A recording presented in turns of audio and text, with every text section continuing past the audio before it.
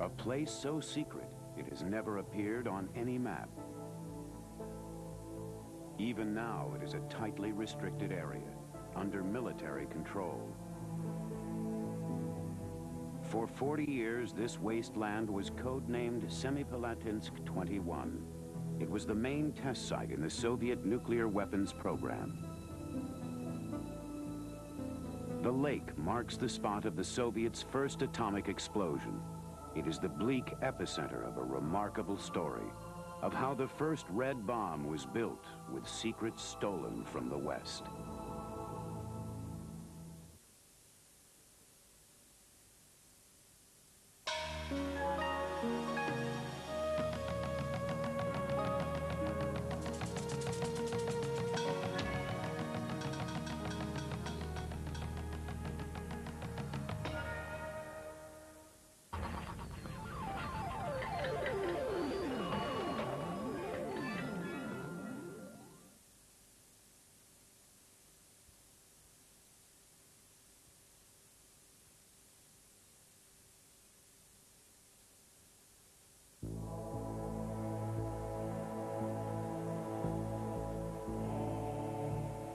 These soldiers are flying over one of the most radioactive sites on Earth. A place so secret, it has never appeared on any map. Even now, it is a tightly restricted area, under military control. For 40 years, this wasteland was codenamed Semipalatinsk 21. It was the main test site in the Soviet nuclear weapons program. The lake marks the spot of the Soviets' first atomic explosion. It is the bleak epicenter of a remarkable story of how the first red bomb was built with secrets stolen from the West.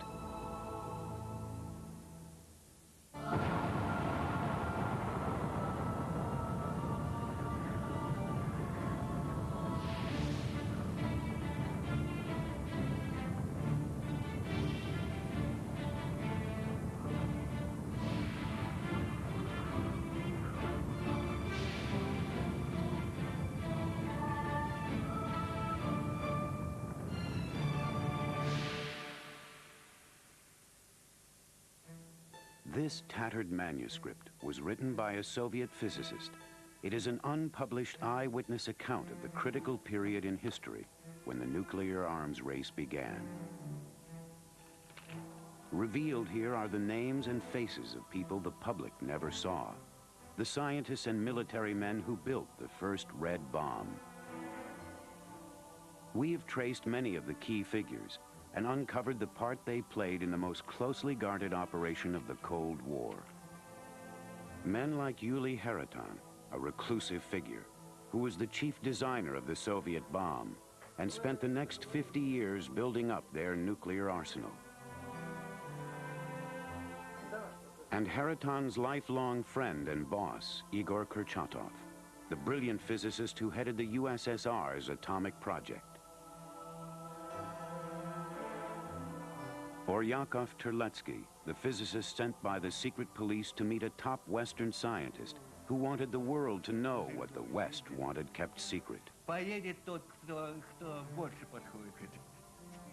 And Anatoly Yakovlev, who ran the Soviet spy network in New York, which smuggled a blueprint of America's first bomb back to Moscow.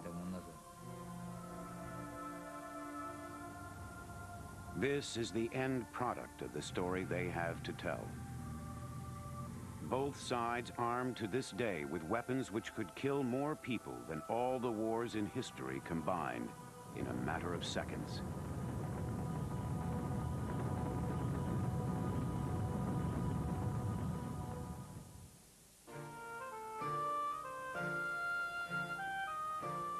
It all started worlds away from military war rooms in the medieval university city of Cambridge, England. This is where man first realized the alchemist's dream of transforming one element into another. In 1919, a scientist named Ernest Rutherford started the chain of events that led inexorably to the age of the atom bomb. The 1920s were a fantastically exciting time in physics throughout Europe, because you had the development of a new physics dealing with subatomic matter. It's very much an international community, quite a small community. What drove them was the sheer intellectual excitement of the discoveries that were being made. Some of those involved, like Albert Einstein and Niels Bohr, were already big names in contemporary science. But beneath them, a whole new generation of promising young physicists was emerging. There was sort of feeling of community among scientists. It formed like one family from all over the world. Well, there's hardly any national boundary as far as science is concerned. Science is universal. Its methods, its ethics are universal. And there are no problems such as having a British science or an American science or a Russian science. They all think in the same way, using the same methodology, the same way of reasoning. And all the science is open in those days, so everybody knew what other people are doing. So in this sense, scientists formed at that stage this family. They're almost citizens of the world, if you like. No boundaries in this respect. Two men who studied under Rutherford in the 1920s were to play crucial roles on opposite sides in the race to build a bomb. One of them was a brilliant 22-year-old American physicist named Robert Oppenheimer, who arrived in the summer of 1926. His name would later become synonymous with America's A-bomb. The man who became his bomb-building opponent is still virtually unknown. Uli Haraton. Today, he's a man of 90, still enjoying some of the perks Stalin granted his top scientists. When he travels on Russian railways, he rides in the comfort of his own personal car.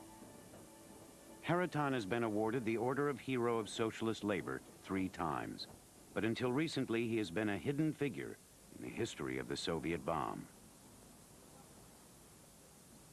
Communism was fashionable among students at Cambridge in those days, and Haraton studied there for 2 years, openly sponsored by the Bolshevik government in Moscow. For Haraton and his classmates, physics was a matter of detached inquiry, not a path to knowledge that could destroy mankind. They used to meet at conferences, and their main concern was about science itself, and the idea that science, how it affects society, the overall community, entered very little. One might put it briefly, many of them lived in an ivory tower, and they felt that because they're only investigating nature, and nature has no connections with human feelings, therefore scientists should not be concerned the way how science affects the society as a whole. Few of them seemed to realize the dangerous potential of the work they were doing. Rutherford himself did not believe that we should be able to utilize the energy contained in the nucleus. He thought it would be impossible. In fact, at one of the meetings in Cambridge, he said anybody who speaks about the utilization of nuclear energy is talking moonshine. Within 10 years' time, the tightly knit scientific community would be ripped apart as a new force of evil stormed over Europe. Adolf Hitler forced thousands of communists and Jews to leave Germany.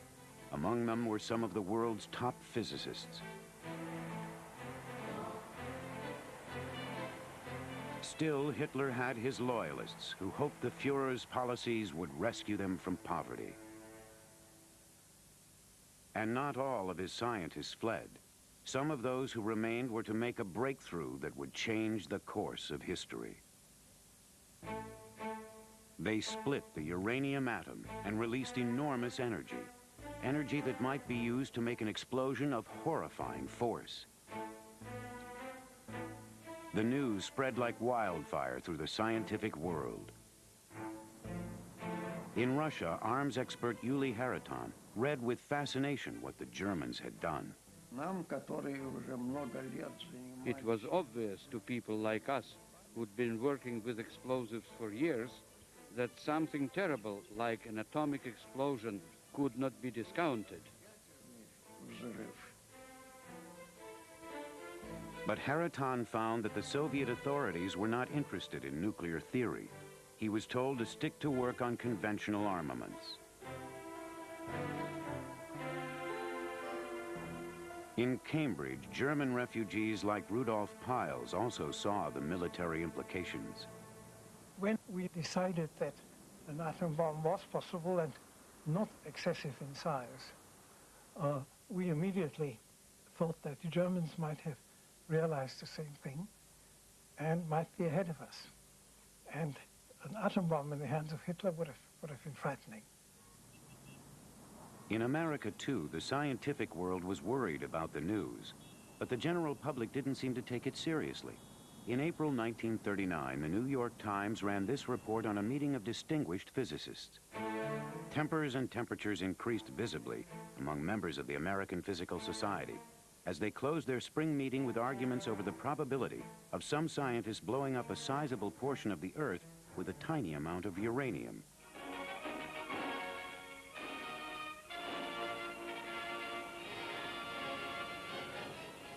In September 1939, Hitler invaded Poland, and World War II began. For the scientists, it marked the start of a terrible moral dilemma. It's not the job of a scientist to make bombs. The job of a scientist, if it has to be an objective, is to try to do something which will help humanity. And therefore, to try to make an atom bomb, a weapon of mass destruction, was completely abhorrent to a scientist.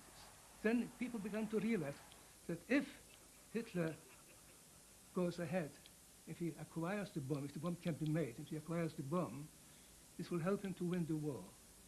In which case, all the humanitarian principles of which we stand would have been abolished. It was left to a scientist still working in Germany to spell out the threat. In April 1941, he smuggled a message through to old friends who had fled to America. We got a message through a refugee physicist which said essentially, we know how to make nuclear explosions. Hurry up. From then on, the specter of a German A-bomb would loom large for the rest of the world.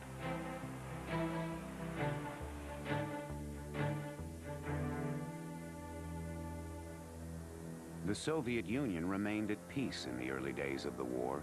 Still, within its borders, it was a highly dangerous, volatile time. This man was to play a crucial role, Lavrenti Beria, the ruthless head of the secret intelligence organization later known as the KGB. Beria was the man in charge of Stalin's purges, when millions were killed or sent away to labor camps.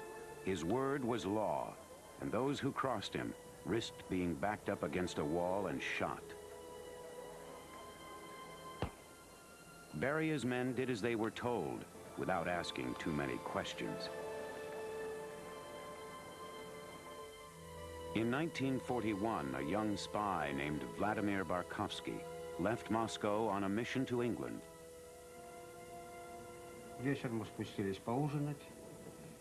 That evening, we came down to supper, and an air raid began on Liverpool. That's where we had docked. I can't say it was a pleasant feeling. He was to report to a man named Gorsky, who ran the intelligence operation out of the Soviet embassy in London. Gorsky had gotten his hands on some stolen military papers.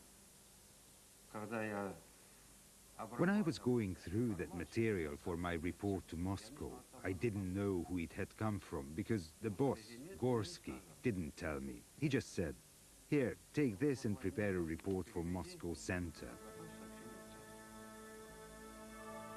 A few miles away, the British War Cabinet was discussing the very same material. The Soviets had acquired a copy of the British Maud Report, a top-secret summary of the UK's plans to build an atom bomb, and of parallel steps just starting in America.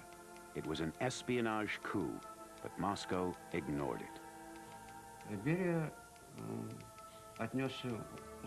Beria was very suspicious of the material. It's the Germans trying to divert our attention and our resources from proper military purposes, he said. So no one acted on the information. It just lay around unused.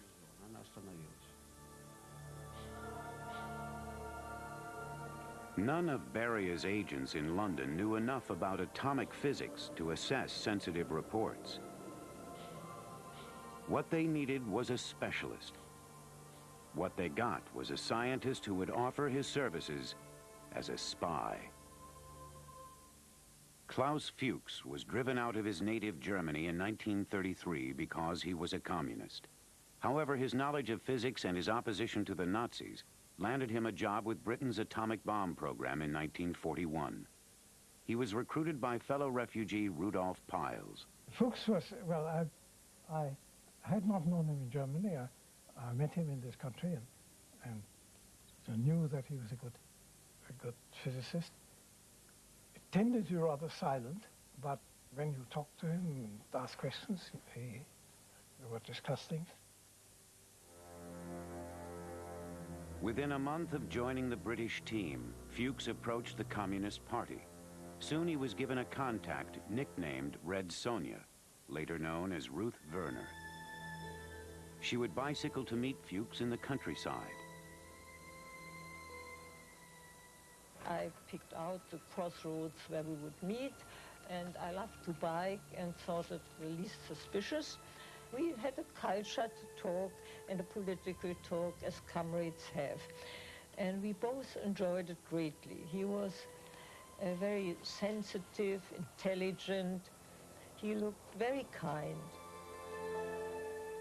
He carried a big blue book, and I opened the book at home, and it was to me like Egyptian writing. I mean, there were so many chemical or physical forms, but I could see that it was a military thing, let's say, of importance. And I thought if he hands over 300 pages, it must be very important. All the inefficiency of the MI5 stinks to heaven.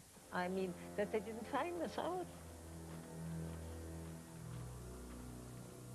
The information Fuchs passed Red Sonja went straight to Moscow, but the Soviet government had more urgent matters to address.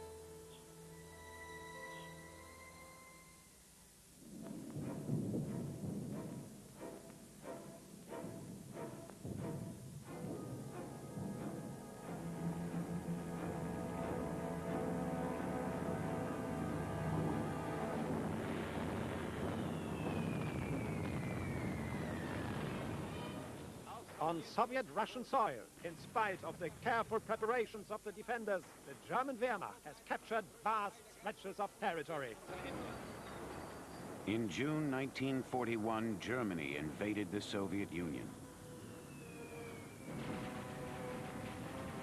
The Russians would go on to suffer devastating losses, which nearly brought the country to its knees. Amid the growing body count, abstract atomic formulas from Fuchs and other spies went virtually ignored. It would take a chance encounter of battle to make the leadership understand that atomic research demanded their attention. The catalyst was this man, Ilya Starinov, a master at sabotage and guerrilla action. Early in 1942, Starinov took part in a daring raid on a German garrison in which a great number of files were captured. One in particular caught his eye. A large number of documents were seized.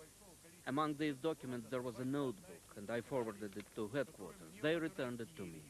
They said the notebook wasn't important to them. It contained some formulas, so to speak, but no troop deployment. Try to figure it out for yourself, they said. You are the engineering troops. It must be of some interest to you. I took the notebook, sent it off for translation in Rostov. It turned out that in the notebook, the author was suggesting the use of an atomic system to produce explosions. Despite the Army's indifference, Starinov thought the notebook worth sending on to Moscow. Eventually, it landed on the desk of Lavrenti Beria, who this time did not dismiss it as German disinformation. But the go-ahead on atomic research still rested with Stalin, and his priority was to rally his stricken army. Comrades, soldiers of the Red Army, sailors, commanders of the political sections, men and women partisans. The whole world is watching to see if you are capable of destroying the invading marauders. Beria now had enough information about atomic weapons to be convinced of the great danger in ignoring their potential. One of the few men in recent times to see files documenting the full story of what happened next is the former KGB colonel, Vladimir Chikov. He was given unique access to Russia's nuclear archive, much of it still secret today. The archive is kept in the Lubyanka, then headquarters of the secret intelligence. Inside, Chikov unearthed a wealth of records. They revealed the critical role spies played in finally persuading Stalin to act on the matter of atomic research. And so, when enough material had piled up on Beria's desk, the data on heavy water from the German officer, the first two intelligence reports from London, and then a third report, Beria went to see Stalin once again. And this time, Stalin paid more careful attention. In 1943, Stalin sent a cable to Beria's station chiefs in London and New York. Take whatever steps you think fit to obtain information on the theoretical and practical aspects of the atomic bomb project, on the design of the atom bomb, nuclear fuel components, and the trigger mechanism. Which government departments have been made responsible, where this work is being done, and under whose leadership. Message ends. The cable which came back from their man in the States was forthright and shocking. All the research laboratories studying uranium fission sited in New York, Berkeley, Princeton, and Chicago have begun to work to a coordinated plan which has been given the code name Manhattan Project. We have unsubstantiated information that an offer has been made to Robert Oppenheimer to head the most powerful super laboratory in America. The first pieces of information started coming from New York, which said that a laboratory had been set up at Los Alamos and that it was involved in the development of atomic weapons. That the Los Alamos laboratory was in the remote state of New Mexico, in a desert locality that was nearly inaccessible. I mean, not only to our intelligence agents, but for all outsiders in general. Stalin realized he could wait no longer. He appointed the brilliant scientist Igor Kurchatov to head up the project to build the bomb. The first thing Kurchatov did was to put a call through to his old friend and colleague, Yuli Haraton, the man who had studied under Rutherford at Cambridge. I heard Kurchatov's voice saying, "I'm on my way round. I've got something very important to tell you. You are to get started immediately on the design of an atom bomb."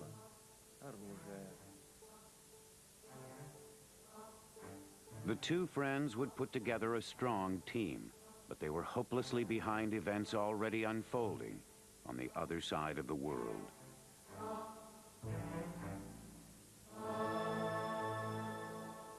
In the fall of 1942, New Mexico was swarming with military men, looking for the right place to build an atomic bomb. The spot they chose was the site of a boys' school called Los Alamos. Within a year, the school would be transformed into a laboratory complex stretching out over the mesa. It would become the birthplace of the world's first nuclear weapon. The Los Alamos team included many European refugees. If some were uneasy about the task before them, they firmly believed the mere threat of a bomb could force Hitler to back down. Top men like Teller, Fermi, and Bethe. Niels Bohr, the man known as the godfather of nuclear physics, was also to visit. As the Soviet spies had predicted, the team was led by Robert Oppenheimer. Oppenheimer was known to authorities to have socialized with communists, but seemed to offer the right combination of energy and expertise. Because people have respected him, he managed to keep them all together. There are many prima donnas in Los Alamos, and they want to go in different ways. But somehow he managed to do this by the way his organizational skill.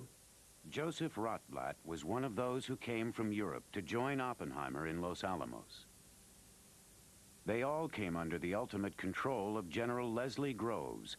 Groves was dismayed by the casual way the scientists approached their jobs. In first instance, he wanted to put all scientists in uniform. He gives them ranks and so on. Secondly, he wanted to keep each scientist in a separate compartment because they wouldn't at all communicate with each other. He was very concerned about security and secrecy. Of course, science doesn't work. The only way scientists work is by talking to each other, trying to get new ideas coming out from such conversations. And so it didn't work. In fact, it was Oppenheimer who convinced him that it wouldn't work. Oppenheimer, I think, wanted to draw the best people in to work on the bomb. It was a very challenging problem. And he realized that to involve the best scientists, he would need to give them conditions in which they could talk to one another, to continue the kind of exchange that had really characterized nuclear physics, and certainly characterized the early discussions about an atomic bomb in the United States. So Los Alamos was a very isolated place where there was great secrecy about what was going on there, but within the laboratory itself, there was an attempt to ensure that people could talk and to generate ideas and move the project ahead as quickly as possible. Though the more than 500 scientists could talk to one another, security was tight. Groves wanted to keep the work secret not only from Hitler, but also from any other country whose policies America feared, including their so-called ally, the Soviet Union.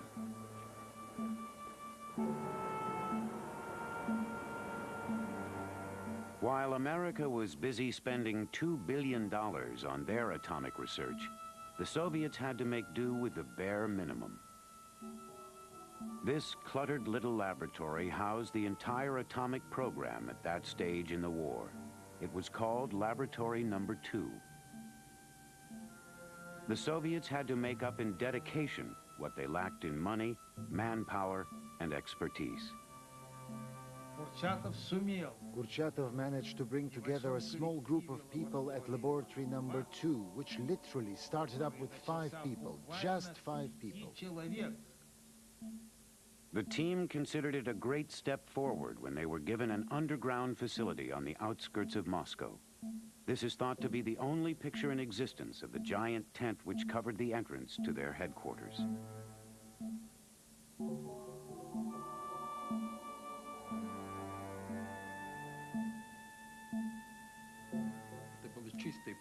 It was an open field, and part of the grounds around the building were marked off by a barbed wire perimeter fence a little distance away.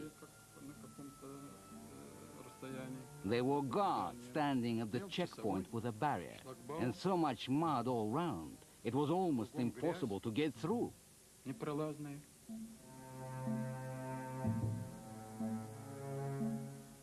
The official Soviet legend was that Igor Kurchatov was the genius who matched Oppenheimer talent for talent. But the full story is more complicated. The brilliant Kurchatov was leading a double life. By night, he would study an ever-increasing flow of intelligence reports brought in by Beria's spies. The next day, he would appear in the labs and issue instructions to his scientists. No one knew many of the ideas were stolen from the West. Most of the information was delivered by courier. Because the information ran into hundreds of pages, it was impossible to code or transmit it all over the radio for fear of interception. There were two possible delivery options over to the center, to Moscow, by courier and by diplomatic mail, though it was in violation of the rules. And when there was a need to send classified data fast, the diplomatic mail was used. When Kurchatov hit a problem in his research, he'd sometimes put the question to the network of spies. March 22nd, 1943. Gave instructions to the intelligence services to find out what work has been done on using a uranium-239 for a bomb. He even suggested places where they might find answers. Berkeley, Yale, Ann Arbor, Columbia, Rochester, Princeton, and Swarthmore, Pennsylvania. The secretive Beria was determined that no one but Kurchatov should know how dependent Soviet science was on the West. But the flood of files pouring in was more than one man could handle. Thousands of documents were piling up in the Lubyanka, waiting to be read. Beria banned showing the materials to anyone but Kurchatov at this early stage. Just imagine, a 600-page volume comes in. How could he find the time to compute something in his head? Problems surfaced, new ideas and thoughts, and Kurchatov had to process them in his mind. Meanwhile, the Soviets were growing increasingly suspicious of their allies. In August 1943, President Roosevelt met the arch-anti-communist Winston Churchill in Quebec. At Churchill's suggestion, the Russians weren't invited. After the public greetings and behind closed doors, an agreement was reached under which the US and the UK would pool their atomic secrets and their atomic scientists. While the irate Soviets had been excluded from the talks, they got an unexpected bonus. Klaus Fuchs, who'd been steadily supplying intelligence through Red Sonja in England, now got orders to move to the United States. Late 1943, Fuchs' first stop was New York City, where he made contact with a Soviet agent. The agent's real name was Anatoly Yatskov, but he was known to the FBI as Anatoly Yakovlev. On the surface, he was a middle-ranked diplomat at the Soviet consulate. In fact, he was a Soviet controller at the top of a network of spies. When it became known that Soviet intelligence was getting these materials, the entire press was calling it the espionage of the century, that in the overall history of all intelligence up to that point, there had never been anything of such a scale. Robert Lamphere was an FBI agent assigned to what was then a tiny squad tracking Soviet espionage. The new unit had little experience, but something made Lamphere pay special attention to Yakovlev. One of the reasons for our interest in Yakovlev was that he could come and go almost at will, whereas other employees had to stay to their consulate duties, and he was frequently out of the consulate. Furthermore, he was treated with, we thought, a little undue respect by the other members of the consulate. Behind his front as a family man, Yakovlev had no qualms about risking his life as a spy. Years later, he wrote an article in the Russian Daily Pravda justifying his actions. In those years, in the fatal 40s, we were allies in the war against fascist Germany and subsequently against Japan, allies with the USA. As an ally, the American authorities should have shared the information on the bomb with us. We have a full moral right to it. But they meticulously concealed even the very existence of some work from us. So there shouldn't the actions of our intelligence network be regarded not as spying activities, but rather as a positive attempt to help the American authorities correct their oversight?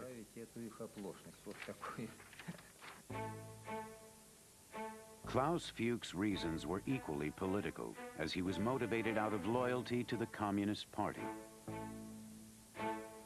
His conduit to Yakovlev was an intermediary, known in the spy business as a cutout. One of the early meetings took place here in Manhattan, just at the entrance back of us here of the Queensboro Bridge. As I remember it, I think there were a total of 7 meetings took place between the two men in the boroughs of New York City, Queens, Brooklyn, Manhattan, most of them in Manhattan. The key developments taking place on the Manhattan Project were known to the KGB about as fast as they were known to the American scientists. The KGB was right inside the project. Once Fuchs got to Los Alamos, the spying became relatively easy, in part because of Oppenheimer's insistence that communication between scientists be open. We had complete freedom to converse with any scientist who had a white badge. This was partly due to Oppi. He insisted on that. Hans Bethe was one of those with a white badge, as was the man he supervised, fellow German refugee Klaus Fuchs. Klaus Fuchs was very reticent. He wouldn't give anything by himself except science. He wouldn't talk about personal things. My friend Jenya Piers, Mrs. Piers, said you have to drop a penny into the slot to make him talk. Scientifically, however, he was very good. He came to me, I would say as much as once a week, and told me his new results. They always were very sound, very well done, very useful for the implosion, and probably transmitted immediately not only to me. Under Oppenheimer, the scientists at Los Alamos worked long hours, 6 days a week, in the hope their work would put an end to a terrible war. What motivated them initially was the fear that the Germans were going to get the bomb. And so they were building this thing. They weren't really building it to use it. They were building it so that they could have, in case Germany did get the bomb, we would have our own bomb. And it would be a stalemate with regard to nuclear weapons. So I don't think many of them seriously considered that it was going to be used. And there was all this euphemistic language. I mean, they weren't building a bomb. They were building a gadget. But the more the gadget took shape, the more doubt some of the scientists had about the project. The threat from Hitler was fading fast. Why was a weapon of mass destruction still needed?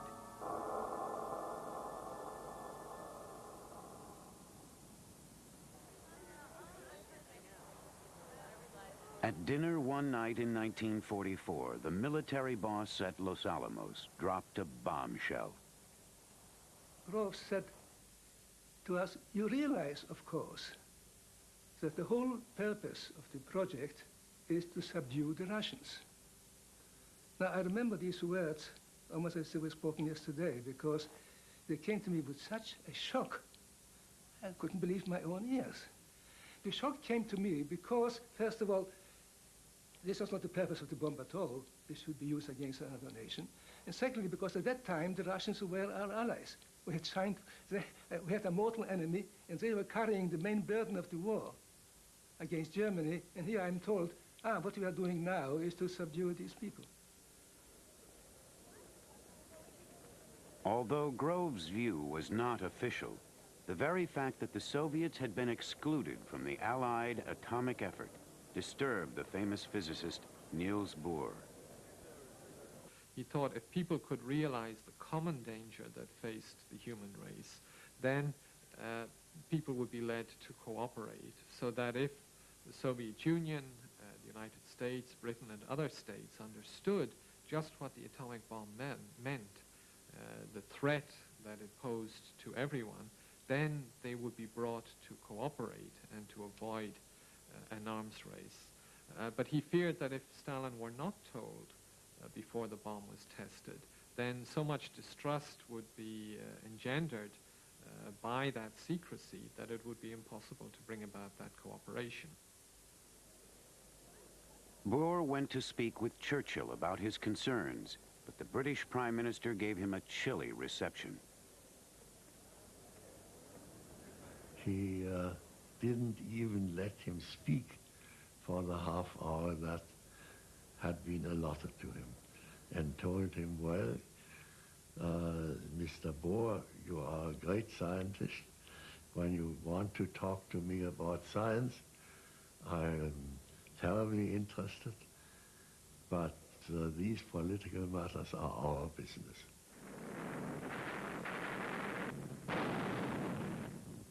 The war, meanwhile, was reaching a turning point. The Russians, who'd lost close to 20 million people in the long years of fighting, were now pounding their way into Berlin. Victory in Europe was virtually won. Hitler was beaten, and the need for the atomic bomb as originally defined was over. But there was still another enemy. And the American military was reluctant to let their money and their long years of hard work on the project go to waste. The Japanese would become the Americans' next prime target. In the summer of 1945, Niels Bohr returned to Denmark, even more disillusioned and worried. Fearing an apocalyptic arms race, Bohr tried to make his voice heard. He foresaw that if the Americans go on by themselves together with the British, and then the Russians will go on their own, they make their own bomb, there will be an arms race, which will have enormous consequences, dire consequences for the whole of our civilization. And he tried to prevent this. In July 1945, at a site codenamed Trinity, the first atomic bomb was wheeled out for testing.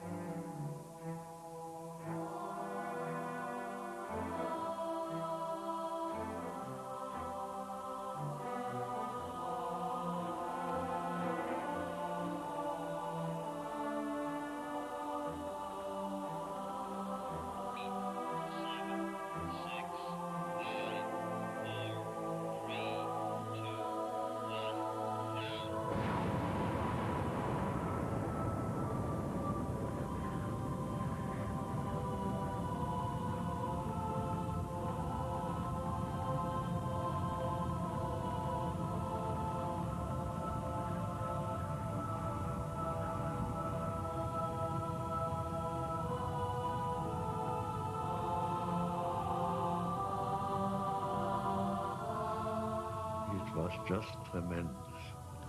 And first it was brilliant white, and then as it rose in the atmosphere, it became dominantly purple. The gamma rays give you then this purple light that's radiation from the air. So it was a tremendous spectacle, and we all were aware what kind of a weapon it was.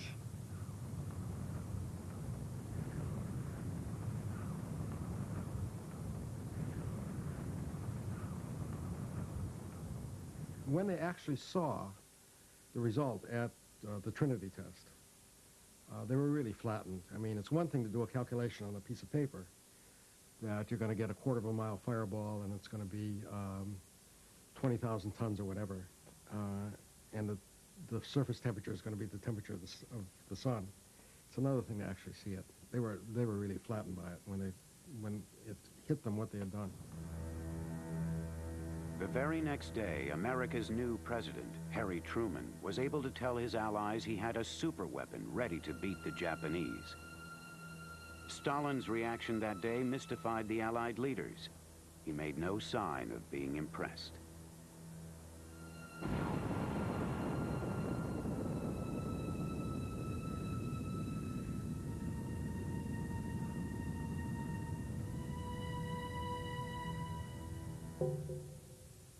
On August 6th, 1945, the whole world was turned upside down. Everyone knew the rules of war had changed forever. Among the first foreigners to pick their way through the ruins of Hiroshima was a man from Russian military intelligence named Mikhail Ivanov. We made our way through the streets, those devastated streets. All the maps were terribly confused. There was rubble everywhere, and the rubble was covered in a strange dust. It was an awful sight. When we said we had come to look at the city, one man smiled and said, "What city? There is no city. There is a dreadful sickness here," he said. "A dreadful sickness. People who have survived are dying from just being here."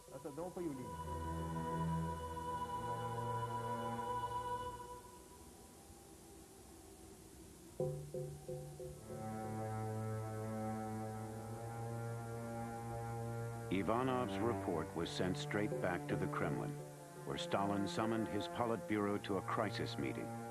Despite all his inside information, Stalin was shocked by the news from Japan. He was enraged. He banged his fist and stamped his feet. He clearly hadn't reckoned that they would really drop the bomb or that it would cause such destruction. It couldn't have come at a worse time. Парад Победы – итог героического пути нашего народа, пройденного под водительством великого Сталина. After a long and bitter war, the Russians had been celebrating not just a victory, but the promise of a bright future as well. It's obvious why Stalin was enraged. We had won the war. The stage was set for making Europe socialist, making it red. Nearly everything was in place, and all of a sudden this obstacle appeared, and everything was going to the dogs.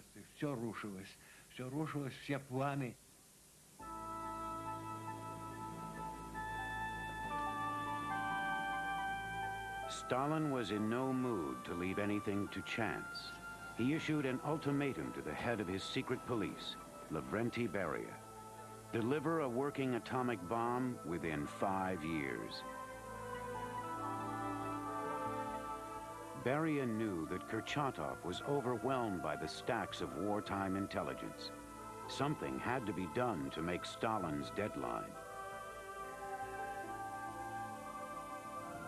Beria was already setting up a secret plan to break the backlog when documents smuggled from the heart of Los Alamos came into his hands. Material which would send the Soviets hurtling into the future.